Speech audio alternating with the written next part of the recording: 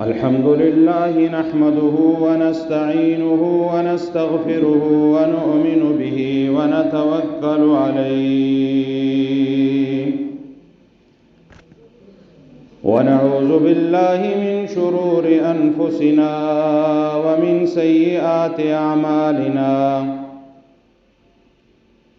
من يهده الله فلا مضل له ومن يضلل فلا هادي له ونشهد أن لا إله إلا الله وحده لا شريك له ونشهد أن سيدنا ومولانا محمدا عبده ورسوله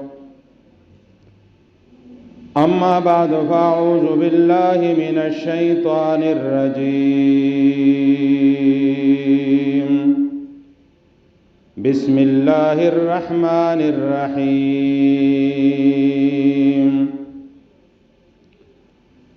قل إن كنتم تحبون الله فاتبعوني يحببكم الله ويغفر لكم ذنوبكم والله غفور رحيم وقال الله تبارك وتعالى في مقام آخر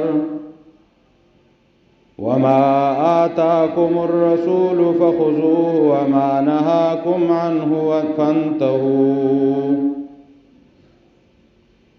إن الله وملائكته يصلون على النبي يا أيها الذين آمنوا صلوا عليه وسلموا تسليما اللهم صل على محمد وعلى آل محمد كما صليت على إبراهيم وعلى آل إبراهيم إنك حميد مجيد اللهم بارك على محمد وعلى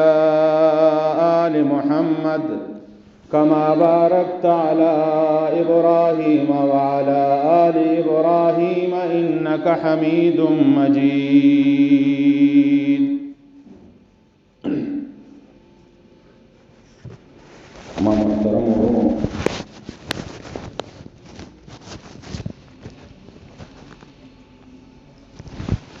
اللہ رب العزت دې کائنات پیدا کونکی ذات ده دې ټول کائنات ته الله رب العزت وجود ورکړی په دې کائنات کې الله رب العزت مختلف مخلوقات پیدا کړي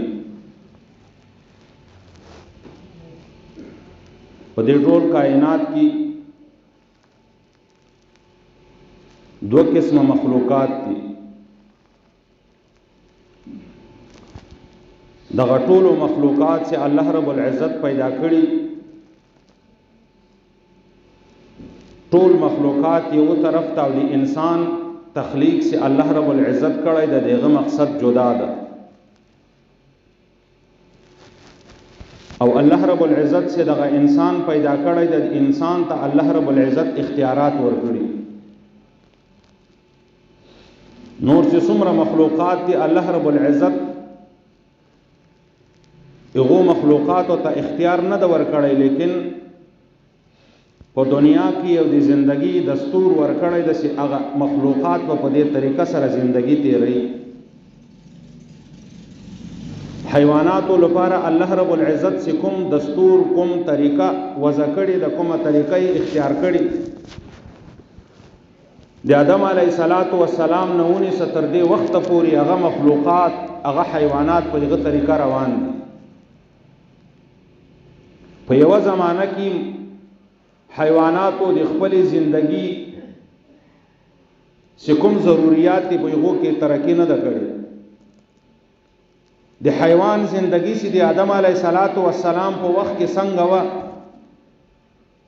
د غرنګ زندگی نن حیوان تیری د حیوان خوراک د حیوان طرز زندگی سی د آدم علیه السلام په وخت کې کوم طرز زندگی د حیوانات او هغه طرز زندگی د حیوانات نن موجود ده. لیکن انسان په خپل زندگی کې وخت په وخت باندې الله رب العزت د ترقی د عقل په بنیاد باندې ورکړي. دا عقل سے الله رب العزت انسان ته ورکړي، د دې په بنیاد باندې انسان بیا ترقی کوي، د خپل زمانه مطابق، د خپل وخت مطابق، د خپل حالات مطابق بیا هغه انسان ترقی کوي، د خپل زندگی مطابق خپل هغه قوانین، خپل هغه طرز عمل هغه بیا اختیاري او د خپل زندگی کې مخ په ترقی باندې دی رواني. نو هغه زندگی چې د آدم علیه السلام په وخت کې انسانانو تیروله، هغه زندگی نن انسان نه تیروي، بلکې هغه زندگی چې نن 100 کاله مخکې انسانانو تیروله، هغه زندگی نن انسان ته عجیبه ښکاري. او که 1400 کاله مخکې یو انسان د قبر نه راوځي، دغه نن د انسانانو ترقی د عجیبه ښکاري. ځکه الله رب العزت انسان ته هغه صلاحیتونه ورکړي دي، دیغو صلاحتو په بنیاد باندې، دیغو هغه قواتو په بنیاد باندې انسان وخت په وخت باندې ترقی کوي او منزل مقصود طرف ته روان. کوم ضرورت چې دی وخت مطابق انسان ته ضرورت دی، انسان الله رب العزت دغه سي ذهن، دغه سي دماغ، دغه سي الله رب العزت قوت ورکړی ده، سدای ضرورت او خپل سوچ او فکر وکي او هغه ضرورت خپل ځان ته حاصل. لیکن دغه انسان سدای د خپل ځان ضرورت د خپل عقل په بنیاد باندې معلومي او خپل عقل په بنیاد باندې خپل ځان ته ضرورت پیدا کوي او دفع دیغو حوادثات او دفع دیغو حالات او هغه د تکلیف جوړي، دیغو صدیباب کی دیغو دروازه بندي، دیغو حالات او مقابله کی د خپل عقل په بنیاد باندې. دغه عقل مند انسان ته الله رب العزت بیا د زندگی د تیرولو یو طریقه خودلی. الله رب العزت هغه طریقه چې د انسان ته خودلی د شتبه انسان په دې طریقه باندې تک کوي. 1,40,000 کم او بیش پیغمبران الله رب العزت دې طریقې باندې عمل کولو لپاره را لېږلي. هر پیغمبر بخپل قوم ته سراته هغه به الله رب العزت دغه طریقه سي د الله رب العزت احکامات باندې عمل کول او د الله رب العزت په دین باندې عمل کول او د الله رب العزت قوانینو باندې عمل کول. هر پیغمبر بخپل قوم ته دغه درس ورکاو، دغه سبق به ورکو، دغه عمل به ورکو، دغه د الله رب العزت د نجات لار ده، دغه د الله رب العزت رضا ته د تقوا لار ده. کوم انسان چې په دې لار باندې روان سو دته به الله رب العزت رضا ملاوس، دته به جنت او د آخرت خوشالیان ملاوس، د جنت نعمتونه به الله رب العزت ورکړي. او کوم لار باندې چې انبیاو دیغونه منع فرمایله ده، خپل قوم ته به انبیاو ویل سي دغه د جهنم والا لار ده، دغه د شیطان لار ده، دغه لار باندې چې کوم انسان لاړ هغه په دنیا او په آخرت کې ناکام. څومره انبیا چې الله رب العزت را لېږلي ټولو ته حکم ملاو شوی ده چې تاسې به په دې احکاماتو د الله رب العزت په احکاماتو عمل کوئ. په آخر کې الله رب العزت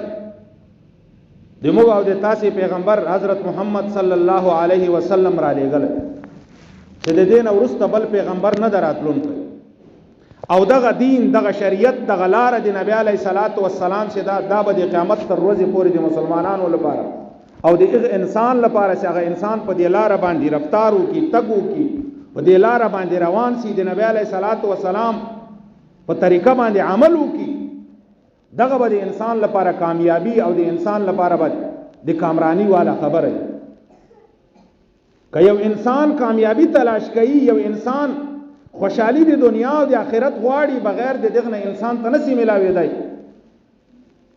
سیدای د نبی علیه الصلاۃ والسلام په لار باندې نزي د نبی علیه الصلاۃ والسلام ته کوم احکامات دی الله رب العزت له جانب نه ملاو شوی دي هغه په ځان باندې نه عملي کوي او د خوشالیان غواړي ځکه الله رب العزت د انسان پیدا کوونکی دی موږ او تاسو په خپل معاشره کې ګورو یو فیکټری یو کمپنی یو شی ایجاد کی یو پکای ایجاد کی یو لوډ سپیکر ایجاد کی یو موبایل ایجاد کی یو جدید شی ایجاد کی نو هغه د شی دی ایجاد کولو نو ورسته یو وړغوندي کاپي ور سره ورکی سیدا په دې طریقه سره استعمالای استری په دې طریقه سره استعمالای پنکا په دې طریقه سره استعمالای لوډ سپیکر په دا طریقې کچیر د دې په مخالف استعمال کو دې کې خرابي واقع کیږي نو الله رب العزت ته انسان پیدا کون کوي او خالق ذات ده الله رب العزت ته دغه معلومات ده چې د انسان بهتري په کوم کار کې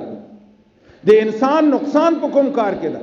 انسان هلاکت په کوم کار کې ده او د انسان کامیابی په کوم کار کې نو الله رب العزت د انسان د کامیابی او د انسان د هلاکت لپاره د قرآن را لېږلی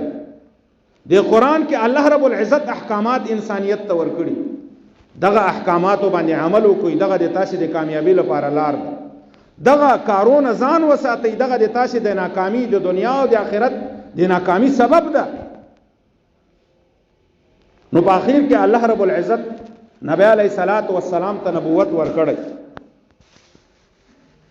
نو الله رب العزت په قرآن مجید کې فرمایلی ما آتاکم الرسول فخذوه وما نهاکم عنه فانتهوا پیغمبر علیہ الصلوۃ والسلام چې کمی خبره تاسو ته حکم کوي هغه خبره باندې عمل وکړي هغه خبره د تاسو لپاره د نجات د کامیابی د خوشحالي ذریعہ ده وما نهاکم عنه فانتهوا کوم خبره چې نبی علیہ الصلوۃ والسلام د کوم کار نه د کوم موضوع نه چې نبی علیہ الصلوۃ والسلام تاسو منع کوي دغه نه ځان وساتئ دغه نه ځان منع کوي دغه نه نفرت کوي دغه نه اجتناب کوي دغه نه لری اوسېږي د تاسو به کامیابی په دې کې ځکه د دې په وجه باندې به تاسو هلاک کیږئ مسلمانانو چې ایمان راوړی په نبی علیہ الصلوۃ والسلام ایمان څه ته یای ایمان ولکیزي گردن بطاعت نهادن خپل غاړه د اسلام احکاماتو تکي خودل خپل ځان حواله کول خپل اختیارات ختمول او د الله رب العزت احکامات په ځان باندې عملي کول دته اسلام ویل کی اسلام دته نه ویل کیږي چې یو سړی د ایمان راوړي زما څه مرزي زباغه کو ایمان دغه خبره اجازه انسان ته نه ورکوي چې د خپل خوخي د خپل اختیاراتو مطابق انسان ژوندۍ تیروي ایمان دې ته ویل کیږي چې انسان د الله رب العزت د حکم مطابق ژوندۍ تیروي مؤمن به انسان ته ویل کیږي چې د نبی علیہ الصلوۃ والسلام په طریقه باندې تګو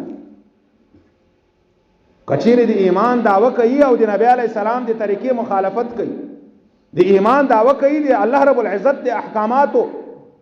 مخالفت کوي دغه ایمان په خلو ایمان ده دغه ایمان د زړه ایمان نه ده او الله رب العزت ته مقبول ایمان دغه د زړه وال ایمان ده د خلی د ایمان اعتبار نسته ځکه د شریعت حکم هم راځي که یو سړی د کفارو په قبضه کې راغی کافرانو په خپل علاقه کې بندي کویا او د دنه مطالبه د کفر وکي چې د کفر کلمه وایا شریعت دا حکم کړی ده چې دغه انسان زړه کې ایمانی او په خلو باندې کلمه د کفر وایي دغه سړی کافر کیږي نه لیکن یو سړی که په زړه کې کافری او په خلو باندې ایمان والا کلمه وایي دغه انسان مؤمن کیږي نه نو د انسان د ایمان به اعتبار الته چې د په زړه باندې ایمان راو او د زړه د ایمان معلومات په انسان الته کېږي چې دای مکمل دی الله رب العزت احکامات او غاړه کېږي دی الله رب العزت احکامات عملي د نبی علیہ الصلوۃ والسلام په طریقو باندې روان نن د مسلمانانو د ناکامی او د ذلت وجه دغه ده چې خپل دین مسلمان پرې په دین باندې اعمال پرې په دین باندې تک پرې د دین کار ورته سپک کار په دین باندې عمل ورته د ښکاری سیدغه کزه عمل په وکم نو زب ذلیل سم په دنیا کې او الله رب العزت چې مسلمانانو ته عزت ورکړي د دین په بنیاد باندې ورکړي تاریخ کا انسان مطالعه څومره مسلمانانو ته چې الله رب العزت مخکې د غربت باوجود الله رب العزت عزت ورکړی، حکومتونه یې ورکړي دي، حکمرانی مسلمانانو ته ملاو شوی، الله رب العزت د دین په بنیاد باندې ورکړی. او الله رب العزت ته هغه انسان معتبر ده چې د چا په زړه کې ایمان او دی متقی. ان اکرمکم عند الله اتقاکم، عزتمن انسان دی الله رب العزت په نسبت باندې هغه څوک ته چې دغه تقوا موجود دی، دغه دی الله رب العزت ډار موجود دی، دغه خوف موجود دی، دی الله رب العزت نه په هر قدم باندې یره لري، هر کار کې دغه سوچ کوي چې دغه کار زه وکم. دې کې خو به الله رب العزت نافرمانی ماته مخ ته نه راځي، دی الله رب العزت ناراضگی سبب خو به دغه کار دې ما نه ګرځي. کچرته دی الله رب العزت دې ناراضگی سبب ګرځي، د نبی علیه الصلاۃ والسلام د طریقو مخالفت دغه انسان دغه کار پریږدي. کچيري دی الله رب العزت دې رضا سبب ګرځي، الله رب العزت د نجات سبب ګرځي چې انسان ته په دې کار کې نجات دی، د نبی علیه الصلاۃ والسلام طریقې باوجود دې نه کدي کې د دنیا نقصان بیا انسان هغه باندې عمل کوي. نو محترم ورونو، الله رب العزت سے مسلمانانو ته عزت ورکړی د دین په بنیاد باندې، مال په بنیاد باندې نه ده، جایداد په بنیاد نه ده، اهل او عیال د کثرت په بنیاد باندې نه ده چې قوم د ډیر زیاتی الله رب العزت په دته عزت ورکړي. نه، قوم به کمی، طاقت به کمی، مال به کمی، لیکن دای کې به الله رب العزت هغه دین مکمل موجودی، بیا به الله رب العزت دای ته عزت د دنیا عزت ورکړي، بیا به دای په دنیا باندې حکمرانی کوي، بیا به دای د دنیا غټ غټ حاکمان، د دنیا غټ غټ حکمرانان، غټ غټ طاقت لرونکي خلک به د دای لاندې مسخري، دای ته به محتاج وي. نو الله رب العزت سے عزت مسلمانانو ته ورکړی دغه د دین په بنیاد. او دین دې ته نه ویل کېږي چې انسان کوم کار خود کې بس هغه دین دې ته یا چې د نبی علیه الصلاۃ والسلام په طریقه باندې ولاړ، کوم سړی چې د نبی علیه الصلاۃ والسلام، کوم انسان، کوم ځوان د الله رب العزت د پیغمبر په طریقه باندې ولاړ، د الله رب العزت د پیغمبر په طریقه باندې عمل وکړ، دغه انسان کامیاب ده. نو نبی علیه الله رب العزت قرآن مجید کې فرمایلی قل ان کنتم تحبون الله فاتبعوني، اے پیغمبره خپل مسلمانانو ته دغه خطاب وکړه، خبري دعوت ورکړه، قل ان کنتم تحبون الله، کچیر تاسو له الله رب العزت سره محبت لرئ. هر انسان دعوه کوي ما دي الله رب العزت سره محبت. کچیر یو انسان پر اختیار باندې دی الله رب العزت سره محبت کی، فتبعوني، نو اے قوم تاسو د ما اتباع کوي. پیغمبر علیه الصلاۃ والسلام په خلو باندې الله رب العزت قوم ته دا خطاب کړی. کچیر تاسو د الله رب العزت سره محبت په دعوه کې ځان رښتونی بولئ، نو د ما اتباع کوي، د ما په نقش قدم باندې روان سئ. یحببکم الله، بیا به الله رب العزت محبت له تاسو سره پیدا شي، بیا به الله رب العزت په هر قدم باندې له تاسو سره محبت کوي، الله رب العزت مدد به په هر موړ هر قدم باندې له تاسو سره شامل حال. فتبعوني يحببكم الله ويغفر لكم. انسان د په دنیا کې عاجز د ګناه کېږي، د انسان کچيري انسان دی الله رب العزت د پیغمبر اتباع کی، اطاعت کی، خطائی وسو په خطا باندې ګناه تیر وسو، الله رب العزت فرمایلی دي زب بیا د تاسو د ګناهونو معاف کو. د دې د نبی علیه الصلاۃ والسلام د اتباع له وجه، د نبی علیه السلام په نقشې قدم باندې د تګ له وجه به زه د تاسو ګناهونه معاف کم. ويغفر لكم ذنوبكم والله غفور رحیم. الله رب العزت ډیر لوی ذات ته، ډیر لوی بخښون کوي ذات. نو د نبی علیه الصلاۃ والسلام په نقش قدم باندې د دنیا او د آخرت کامیابی د انسانیت لپاره الله رب العزت دی. زکه انسان، زکه مسلمانان نن خوار او ذلیل دي، مال ملک هر مسلمان سره وافر مقدار، صحابه په دور، صحابه تاریخ کې صحابه زندگی راغسته، صحابه یې مکتبه د خوراک دومره شي نه ملاویدو چې مخ خېټه په مړه کړي و، اوربسو روټي به ملاویده کړه، هغه د اوربسو روټي هم نه و، دیونو پانی بم خوړل. صحابه مبارک راضي موږ په یو میدان یو صحرا باندې روانو، د خوراک اسباب له موږ سره موجود نه و، موږ دیونو هغه پانی خوړلې. کله چې صحرا ته تیر سو او د سماسي ته ولاړو، موږ به داسې وړ او د سماتي ته کېناستو لکه یو بیزه شي، کوم شیان د بیزې نه خارج کېږي داسې به موږ د جسمونو هغه ګندګي خارج سو. دومره فقدان و د معیشت، دومره فقدان او دومره کم او اغمال، لیکن الله رب العزت په دنیا باندې یو حکمرانی ورکړي او ټول دنیا کافران مسخر وجدا او په زړونو کې دی الله رب العزت ایمان مکمل موجود دی. الله رب العزت لپاره هر کار کاو او هر هغه کار چې دی الله رب العزت د دین مخالفت کو هغه کار به پرې خوده. اگر که خپل خپلوان تربرونه تر زمان ورونه ماماګان خپل پلار به خفه کېدون هغه کار به پرې خوده. نو محترم ورونو د مسلمانانو کامیابی په دې خبره کې چې مسلمان به د الله رب العزت په دین باندې عمل کوي. نن مسلمان دی الله رب العزت د دین نه متنفر دی، الله رب العزت د دین باغی ده او غواړي دی الله رب العزت نه خدای پاک د اسمان نه من او سلوار نازل مخته تیار خوراکونه راولي، مخته د دنیا او د آخرت خوشالیان نصیب. دا د موږ او د تاسو زین د انسان ته هر هغه شی ملاويږي چې د کوشش وکړي. وان ليس للانسان الا ما سعى، انسان ته هغه پل ملاويږي هغه میوه به ملاويږي چې کوم شی لپاره د کوشش وکړي. یو انسان ته پټای نه اړای زمیدار ده او اسی پروت ده الله رب العزت ماته خدوه من غنم په یو پټی کې راشنه کا. الله رب العزت په دې قادر ده. دا د انسان باید عقیده ای چې الله رب العزت د اسباب محتاج نه ده، قدرت لري، لیکن انسان ته الله رب العزت حکم کړی د چې کسان به دې کې کار کوي، کسان به په ټریکټر باندې پټای اړای، بیا به هغه کې غنم شیندي، بیا به وبولګي، بیا به دغه حفاظت کی، بیا به سومیاست انتظار کی، بیا به دته دغه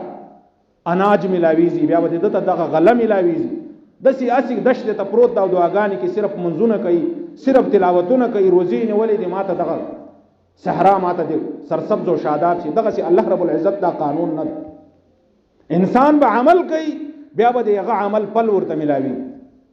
بغیر د عمل نه، بغیر د سعی نه، بغیر د کوشش نه چاته پل نه ملاوي. یو انسان بازار ته ځي ځان لپاره د کور اسباب راوړي، کور لپاره سالن یا یو شی راوړي، نو دی به تک کوي، دی به خرچه کوي، بیا به د کور ته شی راځي. اسی کور کې پروت ته په کمره کې 2 رکعات نفل وکي، خدای پاک راي. الله رب العزت قادر ده، لیکن انسان به عمل کوي، دغه تک به کوي، دا خرچه به کوي، دا ځان باندې به تکلیف برداشت کوي، بیا به ته هغه خوراک وال اشیاء میسر کیږي. نو په دنیا کې به انسان کوشش د خپل استطاعت مطابق به کوشش کوي، بیا به الله رب العزت کوم هغه میوه د جنت سے تیار کړي، کوم هغه جنت هغه خوشالیان سے الله رب العزت تیار کړي دي، بیا به الله رب العزت هغه د خپل حیثیت مطابق الله رب العزت انسان ته هغه ورکړي. او د انسان کامیابی دی الله رب العزت رضا به التملاوی کی انسان دی الله رب العزت دی پیغمبر په طریقه باندې روان. نو محترم ورو هر انسان باید کوشش وکړي دین ته غاړه کړي، کوم حکم سي دی الله رب العزت له جانب نه ملاو سوی، باید هر انسان کا وړو کوي د کځوان ده کبوډا ده کزنانه ده کمردانه ده، باید په یغ باندې 100% عمل وکړي، خپل استطاعت مطابق خو عمل وکړي چې کوم د په اختیار کې، کوم چې د اختیار نه ماورا دي. الله رب العزت نه انسان دعاګانې وکړي، خدای پاک په دې کې ما ته معافي وکړي، بیا الله رب العزت معافي ورته. کوم تقصیرات په عمل کې وسی، کوم کوتاهی وسی، کوم عمل کې کمی پاتې سی، بیا الله رب العزت په دې قادر د شتا ته معافي وکړي، هغه ثواب هغه اجر به تاسو مکمل ملاوي شي، لیکن هغه اگر کدي هغه عمل کمزور وي. نو محترم ورونو باید هر مسلمان کوشش وکړي چې دین باندې 100% عمل وکړي. اسلام ویل کیږي په دین باندې 100% عمل کول، دې ته نه ویل کیږي 100% عمل کوم، صرف کلمه می ویلې د په ورځ کې یو منځ وکم یا 15 منځونه وکم، نور احکامات نه سم عملي کول. منځ دغه فرض ده، د مور پلار خدمت دغه فرض ده او مسلمان باندې. یو انسان کا ټوله شپه الله رب العزت ته په سجده باندې پروتي، شپه او ورځ د الله رب العزت لپاره ولاړی، او دای هر ورځ روزه نیسي، کال 12 میاشتې روزي ونیسي، او هر میاس کې دای عمرې ته ځي او عمره ادا کوي، هر کال حج ادا کوي، لیکن مور او پلار سي تیر ناراضي. الله رب العزت انسان ته معافي نه کوي. الله رب العزت دغه ټول اعمال سي ته کړی دي، دغه دومره لوی لوی خرچې سي کړی دي، الله رب العزت په نسبت باندې دغه هیڅ حیثیت نس. ځکه نبی عليه الصلاه والسلام فرمایي رضا رب فی رضا الوالد، دی الله رب العزت دغه د مور او پلار په رضا کې ده. چا نس مور او پلار راضي، الله رب العزت په دې غنه راضي. وسخط الرب فی سخط الوالد، چا نس مور او پلار ناراض وسلو، چا نس مور او پلار خفي، الله رب العزت دې غنه خفي. نو کوم انسان نس الله رب العزت خفي، الله رب العزت دې انسان اعمال نه قبل. اول چې چا ایمان راوړی دی با د الله رب العزت باندې د ایمان راوړلو نه وروسته د خپل مور او پلار خدمت کوي او دا غنیمت ته د انسان لپاره دومره آسان الله رب العزت یو جنت انسان ته تیار کړی. نبی علیہ السلام فرمای چې د مور او پلار د قدمو لاندې دغه جنت چې خلق د دې لپاره ځانونه قرباني کوي، هغه جنت چې الله رب العزت بندگان د دې لپاره په لکاو او په لګي او حرم ته ځي، هغه جنت چې الله رب العزت بندگان د دې لپاره ډېر لولو قربانيان ورکړي، هغه جنت د تا د مور او د پلار په قدمو کې. باید د خپل مور او پلار خپل رشتہ دارانو خپل گواډیانو ډېر لحاظ وساتو او په دې کې موږ د جنت تلاش وکړو، په دې کې خپل ځان ته ګټه تلاش دي کې زمونږ او تاسو ګټه. کوم انسان والدین سي زنده دي او بډاګان دي یو خصوصي هغه خدمت کوي، رضا یې وساتي، کله کله سخت خبره وکي، کله چې والد یا والده ډېر تیز خبره بچی ته وکي، هغه عارضی خبره یو 15 منټو خبره بیا ختمه. نو محترم ورونو هر انسان باید په احکاماتو د الله رب العزت باندې عمل وکړي او دغه انسان چې کله د خپل استطاعت مطابق د الله رب العزت په احکاماتو عمل وکړي بیا الله رب العزت د انسان لپاره د دنیا او د آخرت خوشحالي وعده کړي په قرآن مجید. کوم انسان چې په دنیا کې کوشش دي نیکو اعمالو کې الله رب العزت رضا کول غواړي، د انسان لپاره الله رب العزت د دنیا او د آخرت د خوشحالیانو وعده کړي ده چې دنیا کې به دغه انسان خوشاله کړي او الله رب العزت فرمایلی چې په آخرت کې به خوشاله. نو الله رب العزت دې موږ او تاسو ټول ته یا الله رب العزت په احکاماتو باندې عمل نصیب کړي او الله رب العزت دې موږ نه چې څومره تقصیرات شوي دي الله رب العزت دې موږ او تاسو ته معافي وکړي.